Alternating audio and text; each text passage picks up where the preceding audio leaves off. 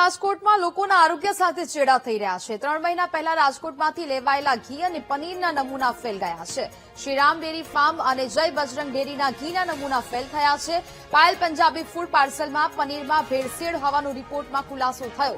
વનસ્પતિ તેલનો ઉપયોગ કરીને પનીર બનાવાયું હોવાનો પર્દાફાશ થયો છે। ઘી અને પનીરના નમૂના ફેલ ગયા છે। 3 મહિના પહેલા જે સેમ્પલ લેવામાં આવ્યા હતા જેનો રિપોર્ટ હવે આવ્યો છે અને આ સેમ્પલ ફેલ ગયા હોવાનું સામે આવી રહ્યું છે। રાજકોટના લોકોના આરોગ્ય સાથે ચેડા કરવામાં આવી રહ્યા છે અને ફરી એક વખત નકલી ઘી અને પનીરના ટેસ્ટિંગ જે ફેલ થયા હોવાનું સામે આવી રહ્યું છે અને તેને લઈને હવે આગળ શું કાર્યવાહી કરવામાં આવે છે તે જોવું રહ્યું। 3 મહિના પહેલા રાજકોટમાંથી જે નમૂનાઓ લેવામાં આવ્યા હતા ઘી અને પનીરના જે ફેલ થયા છે। શ્રીરામ ડેરી ફાર્મ અને જય બજરંગ ડેરીના જે ઘીના નમૂના લેવામાં આવ્યા હતા તે હવે ફેલ થયા છે।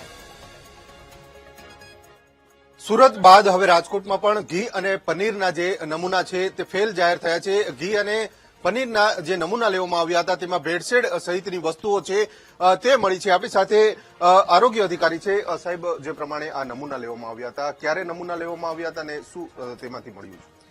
જે ખાસ કરીને રાજકોટ મહાનગરપાલિકાની આરોગ્ય શાખા હેઠળ જે છે એ અંદાજિત 3 મહિના પહેલા જે છે ખાસ કરીને શ્રીરામ ડેરી, જય બજરંગ ડેરી ફાર્મ ઉપરાંત જે છે અપંગત રેસ્ટોરન્ટ અને પાયલ પંજાબી ફાસ્ટ ફૂડ જે છે પોઈન્ટ છે પાર્સલ પોઈન્ટ, ત્યાંથી પનીર અને ઘીના નમૂના જે લેવામાં આવ્યા હતા।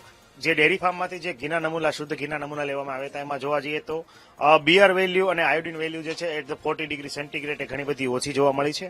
આ ઉપરાંત ખાસ કરીને જોવા જઈએ તો રિચર્ડ વેલ્યુ જે છે એ ઘણી બધી વધારે માલુમ પડેલ છે। જોવા જઈએ તો જે જય બજરંગ ડેરી ફાર્મમાંથી જે ઘી લેવામાં આવ્યું હતું એમાં આ બધી વેલ્યુ તો સાથે સાથે ફોરેન ફેટની હાજરી પણ આપણને જોવા મળેલ છે, જેમાં ખાસ કરીને વનસ્પતિ ઘી અથવા અન્ય કોઈ પણ વનસ્પતિ ઓઇલ જે છે મિક્સ કરેલું આ ઘીમાં જોવા મળેલ હતું। એટલે સાહેબ, ભેળસેળ હોવાનું પણ સ્પષ્ટ ખુલ્યું છે એવું માની શકાય? જી, ખાસ કરીને પનીર અને પનીરમાં ભેળસેળ તો પનીરની જે ન્યુટ્રિટિવ વેલ્યુની માત્રા છે ઘણી બધી આપણે ઓછી માલુમ પડેલ છે કે જે ધારાધોરણ મુજબ હોવી જોઈએ એની માલુમ પડેલ નથી, પરંતુ 100% ઘીમાં કહી શકાય કે એમાં ભેળસેળ છે એ માલુમ પડેલ છે।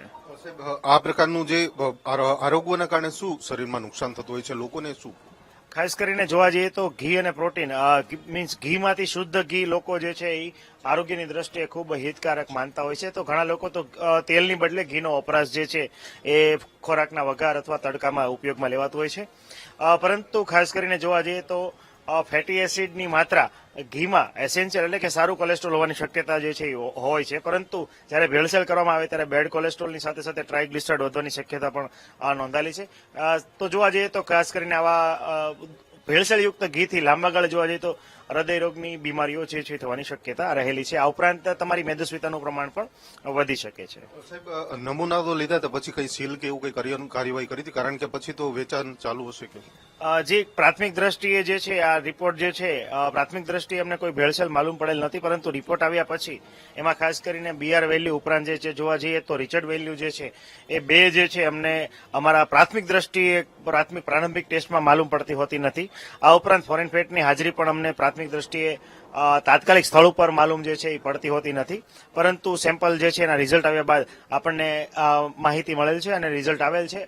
એમાં સબસ્ટાન્ડર્ડ રિઝલ્ટ આવે અત્યારે 1 મહિનાની નોટિસ આપીને આની ઉપર એજ્યુડિકેશનની કાર્યવાહી છે માનનીય આરએસસી સાહેબના કોર્ટમાં જે છે એ કરવામાં આવશે।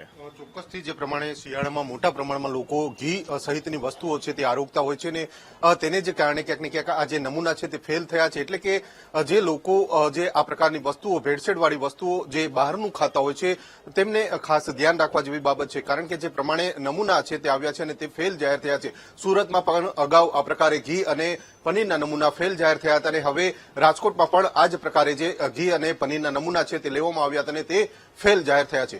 કેમેરામેન જુનેદ જફાઈ સાથે ભાવેશ સંદર્ભ, ABTV ન્યૂઝ, રાજકોટ।